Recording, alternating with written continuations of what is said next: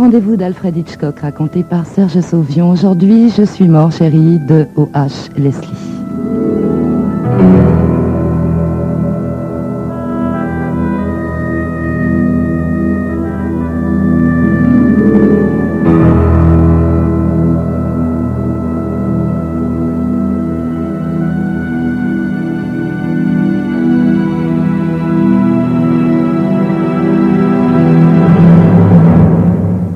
Le wagon meurtri était couché sur la voie. Dans quelques instants, les flammes allaient jaillir. Je rampais sous l'amoncellement de tôles tordues sans me préoccuper des fragments brûlants de verre et de métal. Enfin, je sentis un souffle d'air frais sur mon visage et aussitôt je me mis debout. Avec un rugissement de bête sauvage, le feu prit derrière moi et je me hâtais de m'éloigner de la fournaise. Il y avait 10 minutes à peine que le premier wagon avait quitté les rails dans un tintamarre infernal, entraînant le reste de l'express de Boston contre le remblai. Et déjà, la foule était là. Rien n'attire autant les badauds que le sang. Ils braquaient des projecteurs sur cette scène de cauchemar, se lançant des appels, martelant le métal tordu pour atteindre les survivants. Ils étaient vraiment à leur affaire. Je me sentais assez mal en point, mais au moins, je n'avais rien de cassé. Une fois n'est pas coutume, j'avais eu de la chance. Dans les derniers mois, j'avais collectionné les catastrophes. Aussi, lorsque j'avais senti le wagon osciller et tanguer dans un bruit d'enfer, je m'étais dit, cette fois, mon vieux, tu es bon, c'est la fin. Mais je me trompais. Là-haut, sans doute, quelqu'un avait décidé que je pouvais encore affronter quelques années de tribulation. Tous les autres voyageurs du compartiment, même l'ivrogne qui m'avait payé 4 ou 5 whisky pour obtenir le privilège de me raconter sa vie, avaient eu beaucoup moins de chance. Ils étaient au milieu du brasier.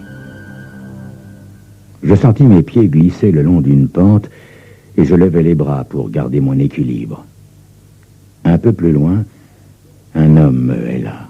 « Hé, monsieur, ça va ?» ?»« Oui, merci, ça va très bien. »« Vous en êtes sorti juste à temps, hein, monsieur. On monte un poste de secours un peu plus loin. Vous croyez que vous pourriez y arriver ?»« Oui, certainement. Où sommes-nous, monsieur? Comment s'appelle cette ville ?»« Ah, on est juste à la sortie de Hopkins Falls. De la ville, on a entendu le bruit de la catastrophe. On aurait dit une bombe. » Et il partit en courant. Je me dirigeais vers le poste de secours et un jeune type en uniforme blanc me soutint pour entrer dans la tente. Une matrone assise à un bureau me demanda mon nom. Je ne sais plus, madame.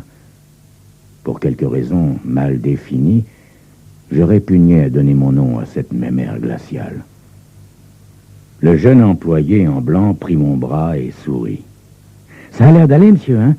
Vous pouvez vous vanter d'avoir eu de la chance. » Oui, et en effet, j'ai eu de la chance. L'employé me conduisit à l'extérieur et, pour la première fois, j'aperçus les rangées de morts et de blessés étendus sur le sol. « Écoutez, je me sens parfaitement bien, je vous assure. Je vais marcher. Ça me vaut rien de rester à traîner ici. » Le jeune homme haussa les épaules. « Comme vous voulez, monsieur. » La chance me favorisa une fois encore. Une antique Ford approchait. Une tête barbue surgit de la portière et m'offrit une place à ses côtés. J'acceptai. L'homme me harcelait de questions sur la catastrophe, mais je feignis d'être trop commotionné pour répondre, et il finit par se taire. Ça n'était pas une ville très importante, et la seule enseigne lumineuse de l'endroit était justement celle que je cherchais, un hôtel. Je m'extirpai de la Ford et fis un signe d'adieu au barbu. Puis, je me dirigeai vers l'hôtel. Le type de la réception était un personnage filiforme qui portait un gilet à l'ancienne mode. Il me regarda curieusement. Lorsque je demandai une chambre avec salle de bain, le préposé faillit avaler son dentier. Je m'inscrivis sur le registre sous le nom de Benedict Arnold et je me rendis à la chambre miteuse au 2e étage. Je tombais sur le lit comme une masse. Le sommeil me frappa comme un direct au menton. Je me réveillais avec une légère douleur à la hanche. Ça n'était heureusement que mon portefeuille dans la poche de mon pantalon qui avait dû me gêner dans mon sommeil. J'ouvris le portefeuille. Il contenait $150. Je rangeais les billets un à un sur le lit et je les recomptais de nouveau. $150. Ça n'était pas mal. J'avais le temps de voir venir. Je décrochais le téléphone intérieur et je demandais du café, des toasts et les journaux. Puis je m'étendis sur le dos, allumais une cigarette et fumais dans un silence propice à la réflexion. Une demi-heure plus tard, le type au gilet rayé entra dans la chambre avec des toasts spongieux, du café anémique et un exemplaire du journal local. Dans le journal, la catastrophe de chemin de fer tenait toute la première page. Jamais on n'avait vu jusqu'ici pareil événement dans le patelin. Je me précipitais sur la liste des victimes. Elle n'était pas complète, mais j'y trouvais ce que je cherchais. Je saisis à nouveau le téléphone et dis au concierge que je voulais faire un appel à longue distance. Je voudrais joindre Madame Walter Gorse, 1240 Lafayette Street à Boston. J'obtins la communication et j'entendis une voix de femme. Allô, oui? Allô, Myrna? Oui, qui est là? Écoute, Myrna, est-ce qu'il y a quelqu'un près de toi? Non, je suis seule. Mais qui est à l'appareil? C'est moi, Walter. Walter! Oh, Dieu soit loué. J'ai appris la nouvelle à la radio. Je ne savais pas si tu étais vivant ou mort. Je suis mort, chérie, je suis mort. Ne t'en fais pas pour cela. Comment? Myrna, écoute-moi très attentivement. On a commis une erreur ici, une très grosse erreur, et nous allons en tirer profit. Tu comprends, Myrna? Non. Écoute-moi, on m'a inscrit sur la liste des victimes. On me croit mort. Tu comprends, Myrna? On me croit mort. On a identifié l'un des cadavres sous mon nom. Remarque, ça n'est pas tout à fait une erreur. J'ai échangé mon portefeuille avec celui d'un autre avant de m'extraire de mon wagon. Un type qui a été brûlé, méconnaissable. Jamais on ne pourra réellement l'identifier. Myrna, tu sais que nous possédons une police d'assurance que je viens de souscrire. $25,000. Mais Walter, je ne pourrais pas toucher cette somme, puisque tu es vivant. Oh, si cet imbécile de Myrna avait été devant moi, je l'aurais étranglé. Mais je vais rester mort, Myrna. Comprends-tu? Je vais rester mort. Tu vas prendre le deuil. Ensuite, tu toucheras le chèque de $25,000 de la compagnie d'assurance. Tu déposeras cet argent en banque. Nous attendrons un moment, après quoi on quittera la ville. Toi et moi, et l'argent. Tu comprends maintenant? Oui, je comprends, Walter. Mais je ne sais pas si nous devrions faire une chose pareille. C'est toujours toi... Oui. Au revoir, Myrna. Je raccrochais. $25,000.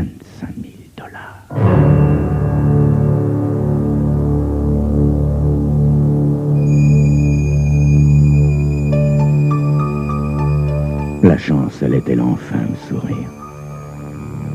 C'est ce que vous saurez dans quelques instants.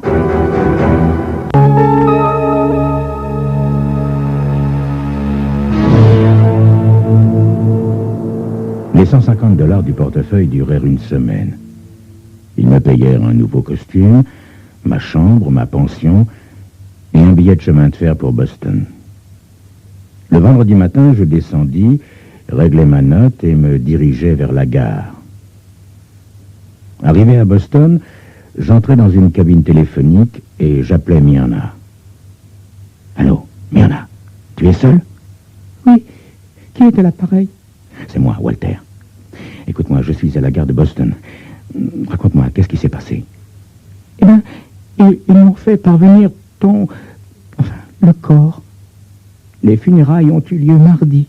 Magnifique. Beaucoup de monde? Non, pas trop. Sandy et Jen n'ont pas pu venir. Mais Doris et Tom étaient là. Maman voulait prendre l'avion, mais je lui ai télégraphié de ne pas se déranger. Oh, Walter, qu'est-ce que tu vas faire maintenant? J'en sais rien moi-même, Myrna. Je suis complètement fauché. J'ai même pas de quoi me payer une chambre d'hôtel. Mais tu ne peux pas venir ici, Walter. Mais je le sais bien, Myrna. Mais il faut que je mange. Alors je vais te dire ce que tu vas faire.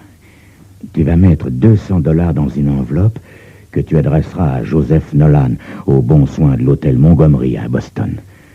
Je vais y aller ce matin. Mais n'essaie pas de me joindre, surtout. Ce serait courir au-devant des ennuis.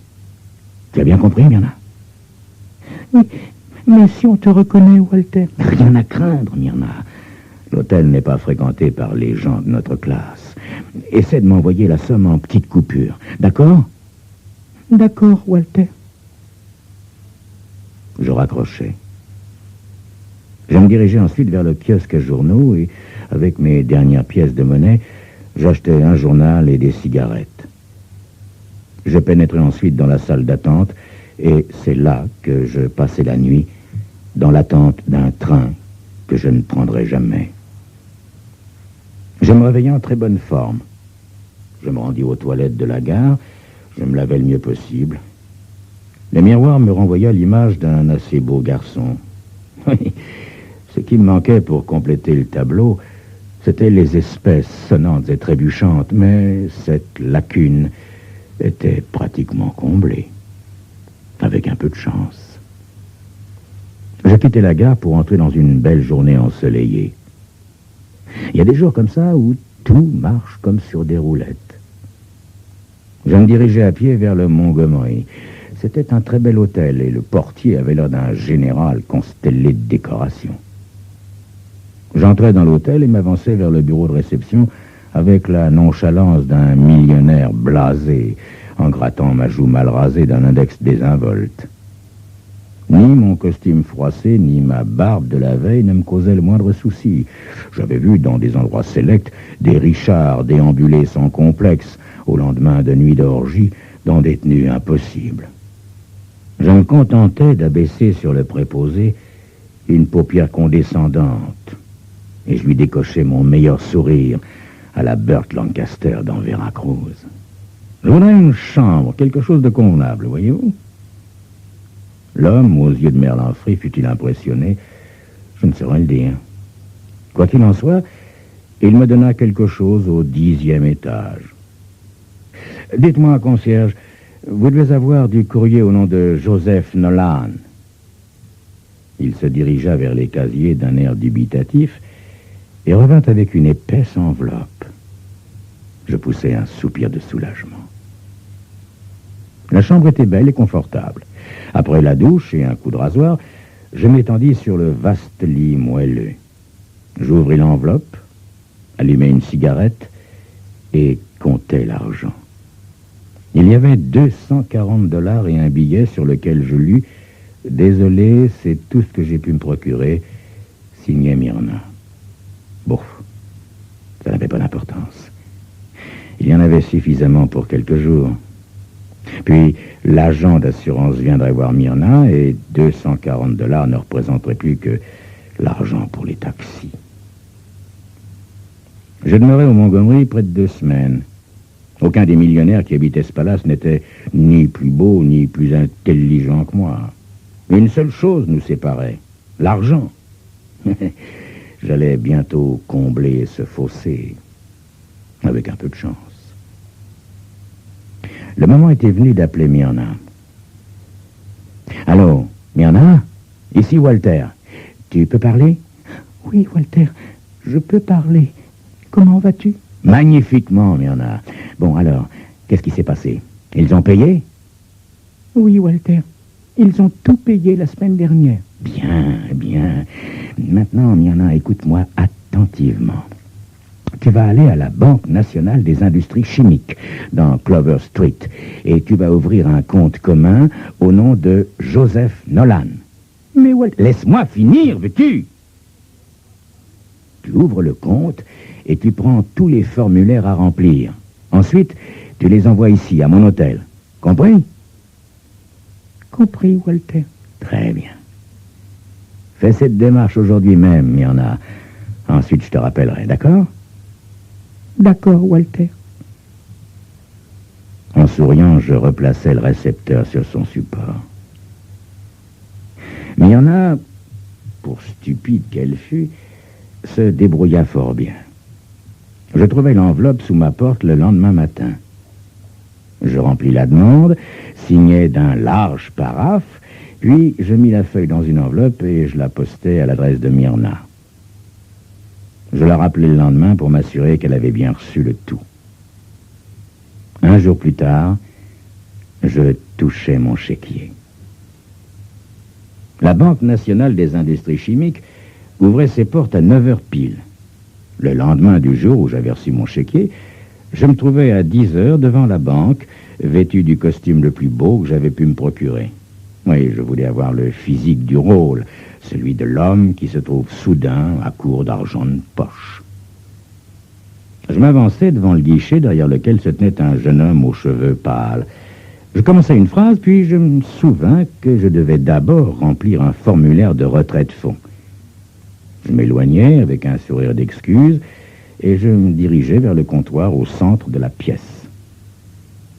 J'ouvris le chéquier et j'écrivis de ma plus belle écriture 3000 $. Je n'allais pas tout retirer d'un coup, j'étais plus avisé que cela. Tout cet argent, aussi vite sorti que rentré, rien de tel pour attirer l'attention. Je revins au guichet, je poussai la formule de retrait et le chèque vers le jeune caissier. Il leva les yeux vers moi. « Monsieur Nolan ?»« Oui, c'est moi. » »« 1 minute, je vous prie, monsieur. » Il s'écarta du guichet et se dirigea vers le téléphone. Bon, je ne me sentis pas inquiet. 3000 $, c'est une somme. Les caissiers de banque sont des gens prudents. C'est normal. Il revint, toujours souriant. « Monsieur Nolan, vous n'aimeriez pas mieux toucher un chèque sur une autre banque? C'est beaucoup d'argent liquide, 3000 $, pour porter sur soi. »« Non, je préfère en espèces. »« Très bien, monsieur. » Il compta les billets avec habileté et me tendit l'argent. Je glissai le tout dans mon portefeuille, mais celui-ci refusa de se fermer. Alors je prélevai quelques-unes des coupures de 20 $ que je fourrai dans ma poche. Puis je sortis avec une nonchalance calculée.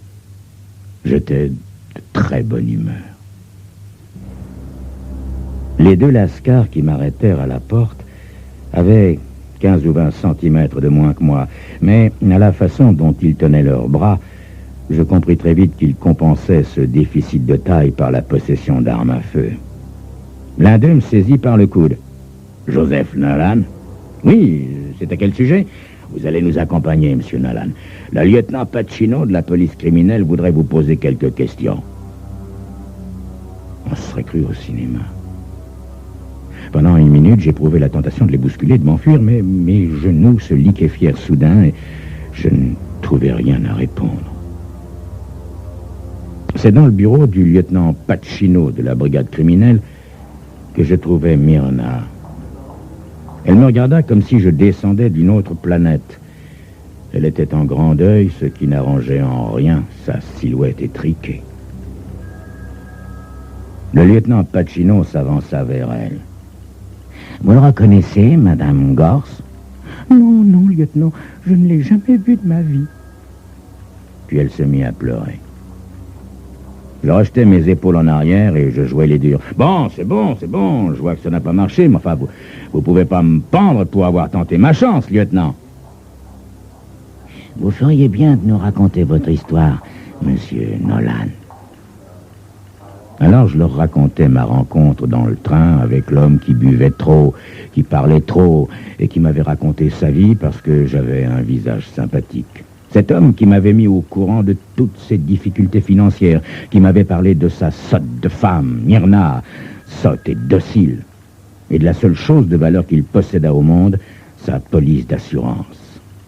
Puis je leur parlais de la catastrophe de chemin de fer, de l'incendie, et de l'idée qui surgit dans mon esprit en arrivant au minable hôtel de Hopkins Falls. C'était une très bonne idée que j'avais menée à bien. Myrna n'avait pas réalisé que la voix qui lui parlait au téléphone n'était pas celle de son mari. Elle n'était pas très futée, Myrna. Mais j'avais écouté son mari pendant assez longtemps pour connaître sa façon de s'exprimer. Le lieutenant Pacino me fixait de ses petits yeux. Vous étiez trop sûr de vous, monsieur Nolan. Vous avez sous-estimé la compagnie d'assurance. Elle a insisté pour que les recherches d'identification soient menées jusqu'à l'examen des dents. Voyez ? Lorsqu'on a eu la certitude que le cadavre brûlé était bien celui de Walter Gorse et que nous avons fait part à Madame Gorse des raisons qui motivaient cette certitude, elle nous a téléphoné et nous a tout raconté. Alors nous lui avons conseillé de poursuivre les tractations avec vous jusqu'au moment où l'argent serait en votre possession. Nous vous avions repéré dès le début, monsieur Nolan. Il était malin, ce petit lieutenant de police. Très malin. Mais moi, j'étais quand même plus beau garçon que lui. Seulement, lui, il était libre. Et moi, j'allais en prendre au moins pour 5 ans. Avec un peu de chance. Il y a des fois où la vie n'est pas juste.